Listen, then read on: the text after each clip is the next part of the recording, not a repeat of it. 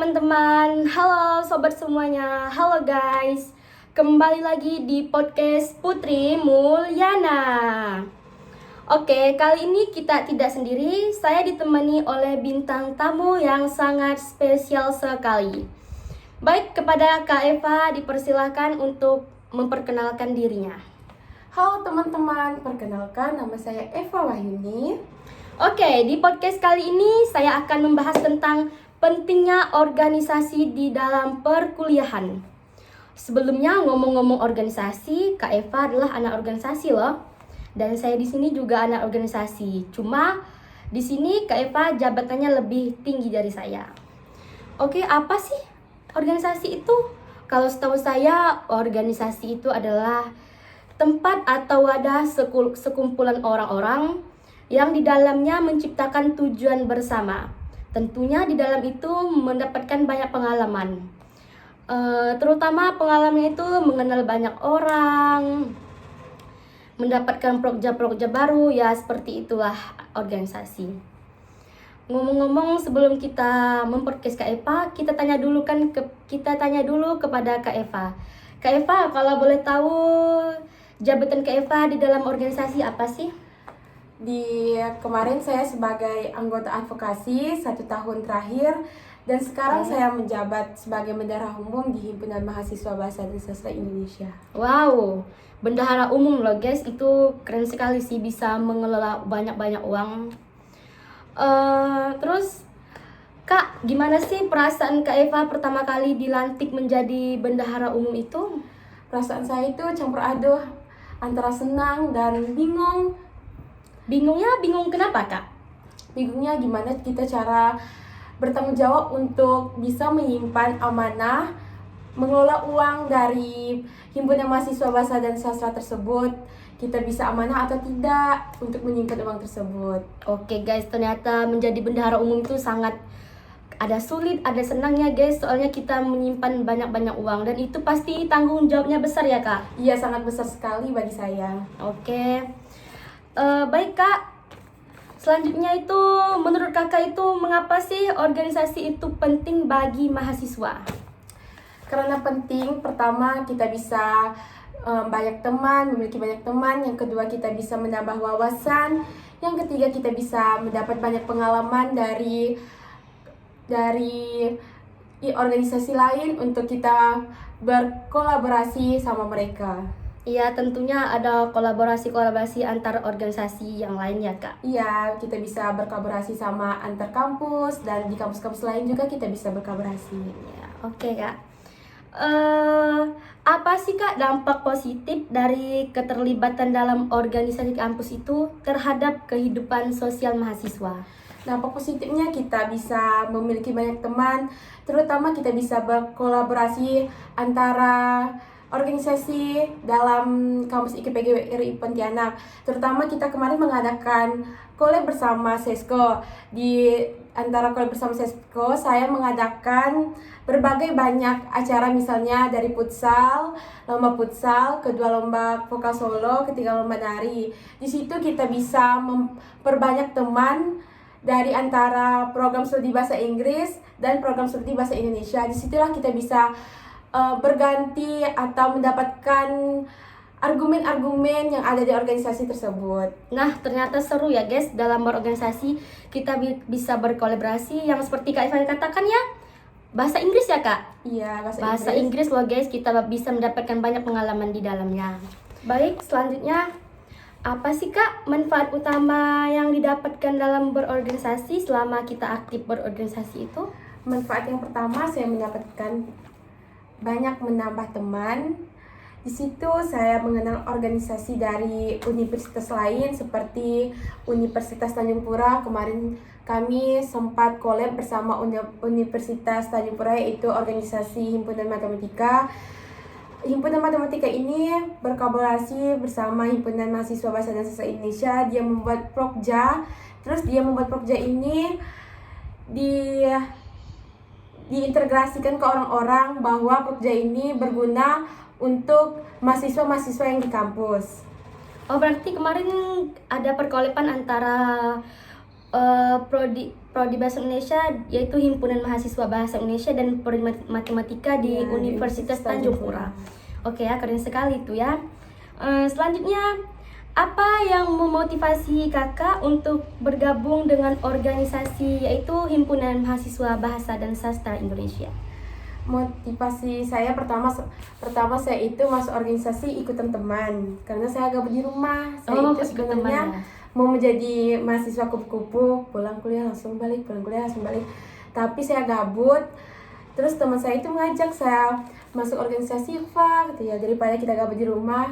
Terus di sampainya organisasi saya masuk, terus saya ditanya, motivasi Eva masuk organisasi itu apa? Terus saya jawab, motivasi saya masuk organisasi itu yang pertama untuk menambah pengalaman, yang kedua saya menambah teman, dan yang ketiga saya menambah wawasan dan mendapatkan argumen-argumen dari organisasi lain.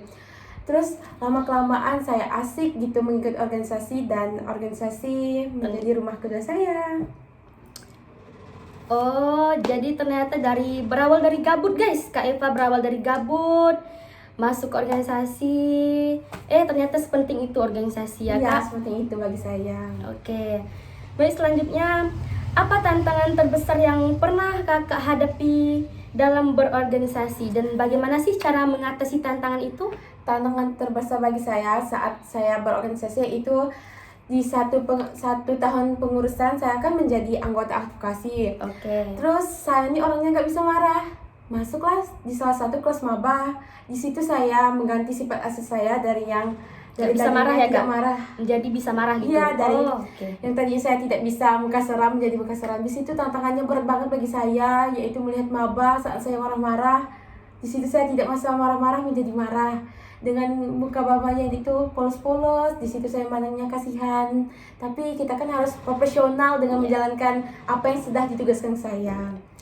Cara menghadapi tantangan tersebut yaitu dengan berprofesional melakukan apa yang ditugaskan dari prodi ke kita. Dengan tanggung jawab yang besar kita bisa amanah dari prodi kita tentang apa sih itu berpakaian rapi dan 5S itu untuk mereka maba melakukannya di depan banyak-banyak dosen dan mahasiswa yang lainnya. Oke, kalau boleh tahu advokasi itu kalau nggak salah itu tentang menyidak maba ya, Kak? Bagaimana cara berpakaian, sopan santun gitu ya, Kak? Iya, bagaimana menghormati dosen, bagaimana cara cek dosen yang baik dan benar supaya Oke. dosennya tidak tersinggung. Nah, begitu teman-teman, dari yang nggak bisa marah jadi bisa marah. Ibarat katanya itu tegas gitu ya, Kak, kepada Iya, tegas. maba-maba. Oke. Bukan marah-marah sih, maksudnya kita tuh menegaskan dia supaya Iya. dia tuh teratur dalam Betul. berpakaian. Oke, Kak. Ngomong-ngomong tentang itu, terus bagaimana kakak bisa mengelola waktu kakak antara tanggung jawab akademis di perkuliahan dan kegiatan berorganisasi? Bagaimana sih, Kak? Coba kita kasih tahu dulu. Saya kan kuliah masuk dari jam 8 pagi, di jadwal itu pulangnya jam 11 siang. Oke. Tapi kuliahnya itu biasanya dari jam 8 pagi, paling lama itu pulangnya jam 10. Terus kalau ada rapat organisasi, misalnya hari Senin rapat organisasi biasanya jam 3 sore. Pulang kuliah biasa saya mengerjakan tugas. Terus selesai mengerjakan tugas, saya tidak istirahat lagi, saya langsung pergi rapat di kampus yang kedua itu di Ilham. Rapat, sepulang rapat dari jam 3, ngarit-ngaritnya setengah 4 memulai rapat, terus pulangnya jam 5. Jam 5 pulangnya baru mengerjakan tugas lagi. Itu cara kita mengatur waktu di saat organisasi bersamaan dengan kuliah. Bukan organisasi ini penghambat untuk kuliah Anda. Betul sekali. Kebanyakan orang itu mikirnya gini ya, Kak. Organisasi itu, kenapa sih organisasi? Nanti kayak waktu banyak, susah bagi waktu katanya gitu. Padahal tidak seperti itu, teman-teman. Tidak seperti yang kalian pikirkan ternyata. Tidak, yes. Organisasi itu penting untuk menambah wawasan kita sebagai betul. anak perkuliahan. Terkadang ada yang kayak capek gini itu tidak sama sekali guys. Kalau kita bertemu banyak orang ya, Kak, tentunya membuat kita menjadi semangat. Iya, betul. Seperti itu. Oke, Kak. Menurut Kakak nih, apakah organisasi itu menjadi penghambat kegiatan akademis dalam perkuliahan kita? Menurut saya organisasi itu tidak menjadi penghambat. akademis dalam perkuliahan saya. Tentu saja organisasi ini membuat saya lebih semangat lagi dalam menghadapi kuliah, dan di organisasi inilah saya mendapatkan banyak pengalaman dan melatih public speaking saya yang lebih bagus dari yang pertamanya saya malu-malu. Terus saya ikut organisasi ini menjadi lebih, pemalu saya ini berkurang saat saya ini menghadapi organisasi. Yang awalnya saya tidak bisa berbicara di depan, saat masuk organisasi saya bisa berbicara di depan. Dan yang awalnya saya tidak bisa berpendapat, masuk organisasi ini saya bisa berpendapat. Dan di dalam kelas saya itu bisa melakukan public speaking saya, apa yang saya dapatkan di organisasi ini, terus saya membawanya di depan kelas. Oke. Pada dasarnya kita kan biasanya kaku ya Kak, public speaking itu. Jadi kalau masuk organisasi kita bisa menjadi public speaking kita lebih meningkat, melihat banyak-banyak, apalagi banyak kakak tingkat gitu ya Kak, yang Iya. public speaking bagus. Itu tentunya merasa kita iri sedikit gitu. Ya, Jadi makanya kita tuh harus lebih bisa dari dia. Gimana sih betul. jadi bisa, kok akunya tidak ya, gitu. betul. Baik Kak Eva, selanjutnya pengalaman apa saja yang kakak dapatkan selama berorganisasi? Pengalaman saya yang dapatkan di organisasi seperti yang pertama, mendapatkan banyak teman. Yang kedua, saya bisa berkolaborasi bersama organisasi lain. Kemarin kami mengadakan kolaborasi bersama SESCO, yaitu Himpunan Bahasa Inggris. Ini kami melakukan perlombaan seperti perlombaan futsal, tari, vokal solo. Di sini kami mendapatkan argumen-argumen dari organisasi sebelah bersama organisasi kami tentang apa sih yang kita lakukan untuk melakukan perlombaan ini agar perlombaan ini bisa berhasil, bisa berkembang, bisa dipubliskan kepada mahasiswa IKPGRI Pontianak gitu.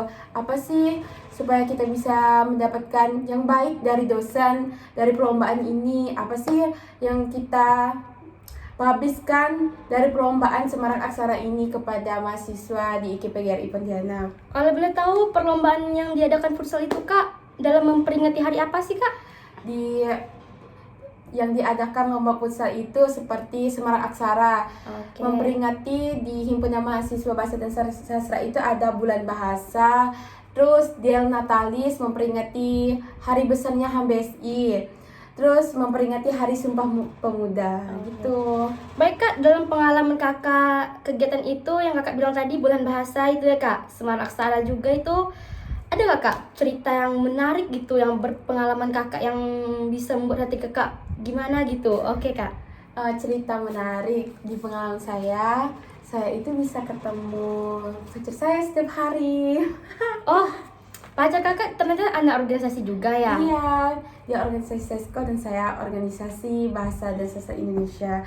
Di sini kami bukan bucin-bucin terus, enggak. Kami itu setiap harinya adu argumen, ngapa sih Oke. gini-gini organisasi, ngapa sih gini-gini organisasi gitu. Profesional gitu ya Kak Iya, dalam kita tuh harus organisasi. profesional saat baca kita Berorganisasi. sama-sama organisasi, guys. Oke, dengerin guys, dan boleh sih pacaran dalam organisasi, tapi itu harus bisa memprofesionalkan di mana tempat, di mana waktu gitu ya Kak. Di mana kita waktu berdua, di mana kita organisasi, di mana kita kuliah. Kalau boleh tahu kegiatan itu diadakan selama berapa hari Kak? Semarak Aksara diadakan selama 1 minggu untuk futsal, dan untuk lomba lainnya diadakan selama 1 minggu juga, dan Hari Sumpah Pemuda diadakan di dalam 2 hari. Kalau boleh tahu sama pacarnya itu Kak sekarang masih atau gimana Kak? Setelah Semarak Aksara itu berakhir dan hubungan kita pun berakhir begitu saja. Ya ampun Kak, semoga kakak bisa digantikan yang lebih-lebih dari itu ya Kak. Amin, makasih ya. Oke Kak. Nah guys, dengerin guys, banyak loh guys yang cinlok dalam berorganisasi itu. Seperti Kak Eva contohnya, itu berawal dari cinlok atau gimana Kak? Berawal dari cinlok sih, satu grup organisasi, terus lama kelamaan chat, terus ketemu, jadi deh gitu. Oke Kak, terakhir Kak kita, menurut Kakak apakah semua mahasiswa sebaiknya terlibat dalam organisasi atau tidak sih Kak? Menurut saya, mahasiswa itu tidak harus terlibat dalam organisasi. Organisasi ini kan kemauan dalam diri kita sendiri. Kita itu tidak boleh ikutan teman. Kalau kita ikutan teman, pasti nanti di dalam organisasi dia merasa jenuh atau bosan, dah dia keluar dari organisasi ini.